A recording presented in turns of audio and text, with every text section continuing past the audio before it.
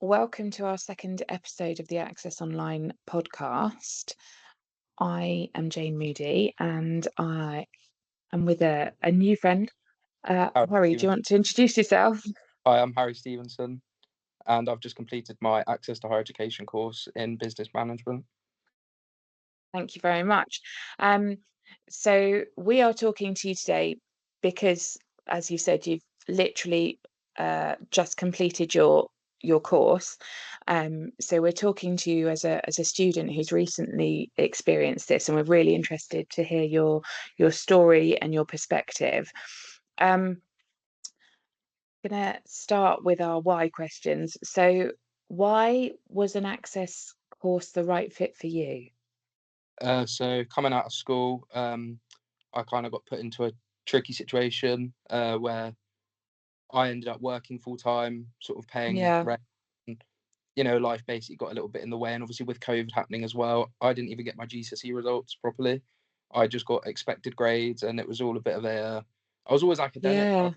always was a thinker rather than a hands-on um, learner, and I did sort of construction, things like that for probably between the ages of 17 to 20. And then just after the Christmas I turned 20, which was the start of this year, I thought I don't want to do this for the rest of my life. I want to do something using my brain. So I looked into it, and an access to higher education course was the quickest turnaround that I could get myself into university. Yeah.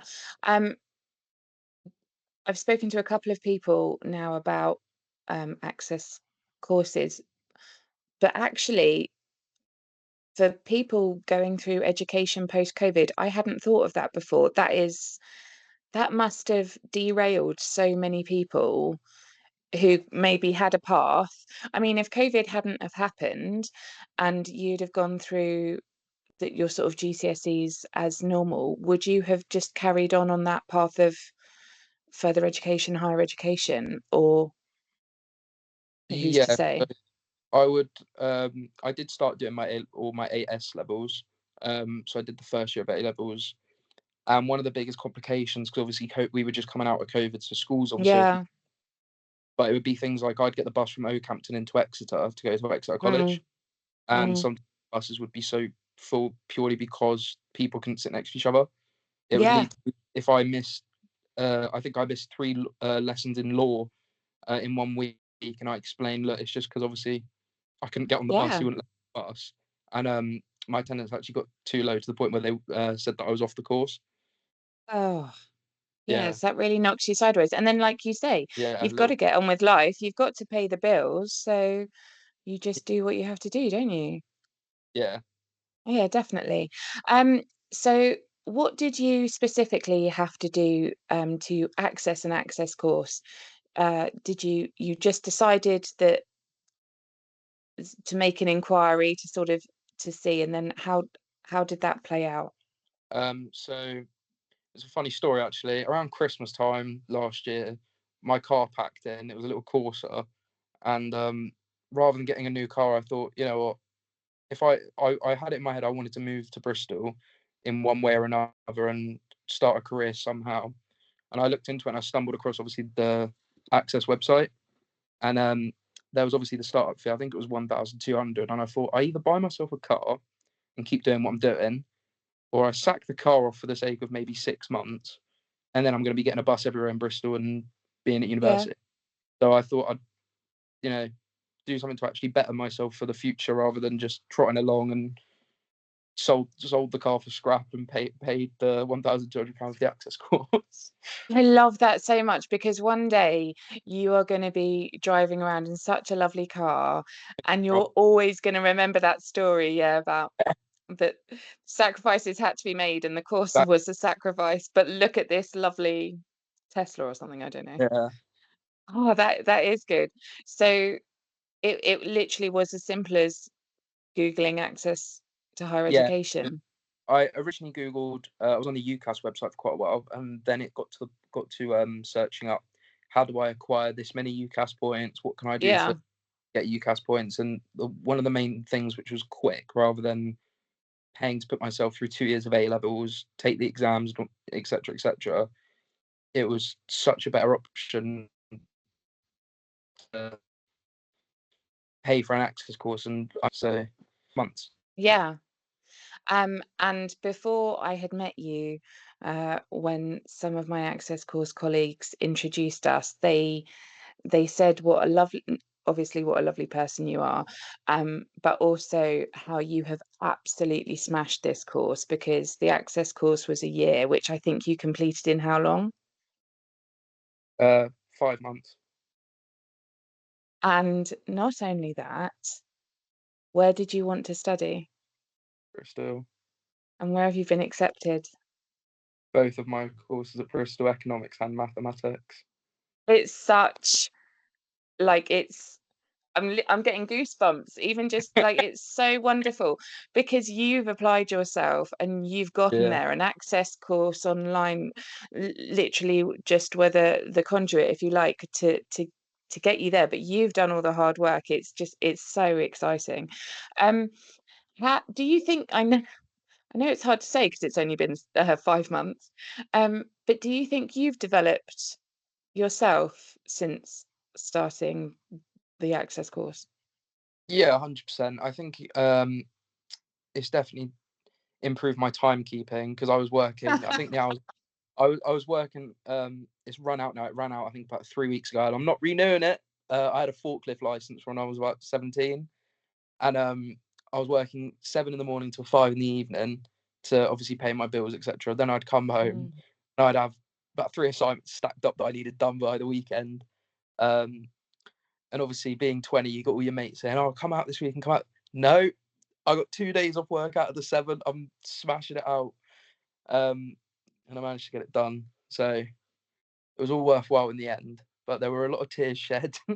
There was a lot of probably 3 hour nights sleep. Yeah, it was hard work. I must admit, but it's doable. How do you feel now? Do you feel just so proud of yourself? Oh, I'm unbelievably. I mean, I've been staying at my grandparents for a couple of weeks just because obviously it's the first time in 3 years I've not had to work full time and pay rent somewhere, and Yeah. because I was living on my own for the last year as well, working and paying my own rent and doing this access course on the side. So it's quite nice, not working, just chilling out, getting ready for university. I move in on the 14th of September. I've got my accommodation all paid for and sorted. All That's my finances wonderful. sorted, and yeah. Also, you know that your Corsa wouldn't have coped with those hills in Bristol. Well, it's not just that. I don't actually have a parking space because I'm in student halls. But Oh, wow. and there wouldn't be I'm much point just in a year of insurance for it to sit in Devon, would there? no, 100%. Oh, it's brilliant. Um, what we also do on the podcast is to ask a couple of the frequently asked questions that are on the website, and then just get the answer from your perspective as somebody who's just experienced it. Yeah, of course. So one of the FAQs is, which I think you've probably alluded to, is it hard to study an access to higher education course? I wouldn't say it's hard in the sense of it's very straightforward. You're given obviously a task to complete. You're given a set like a due date for it to be in. It's very straightforward in that sense. I think the work is very well leveled. I think that's the right way to word it. Hmm. Um, I think all the tasks were very well written, and I think they were very um, it was very straightforward on how I needed to excel within each task, I'll say. So you sort of know what you need to do and what needs to be achieved, and they even include a criteria of what your work should include and what it should the sort of standard that you're looking for different grades, which is really helpful. And the support was there for you throughout that Yeah, 100%. I year, mean, 5 months. yeah, there were times when I wouldn't understand a part of a question, and I think I emailed my economics tutor about 2 in the morning, and I got a response within 10 minutes. Wow. I Like, mean, yeah, I don't know if we want to set that level of expectation for other no, people, no, but obviously not that all is the time. That was a that one-off, and is there were a lot of some tears. next level support. Yeah, Oh, fantastic. I don't know if you remember this, but our next frequently asked question is, do I need to have GCSE maths and English? Do you remember if you needed to have that? I feel like it might depend on what course you did, because I know at university level, so say for example you do your access course, I know that there are ways of you can say do a foundation year or Yeah. include a maths and English add-on on your course. Mhm. But I got again, it was based on what I'd been getting in mocks and stuff because obviously COVID hit. But I Yeah. got relatively good grades in maths and English at GCSE, so it wasn't necessarily an issue so much for me. But I feel like you can add it on at university. I just don't know whether you can do it that way round or not. Yeah. I mean, all of these formal answers are on the website anyway, so that's fine. It's just yeah, interesting. But I guess there will be other people your age that will potentially listen to the podcast going, "Oh yeah, I had the same post-COVID experience." That's, Yeah, cool. that's a consideration, absolutely. Um, and you alluded to this as well, but do Access courses offer UCAS points? They do indeed. So that worked out really well. Um, so that literally is it. That's our podcast for today.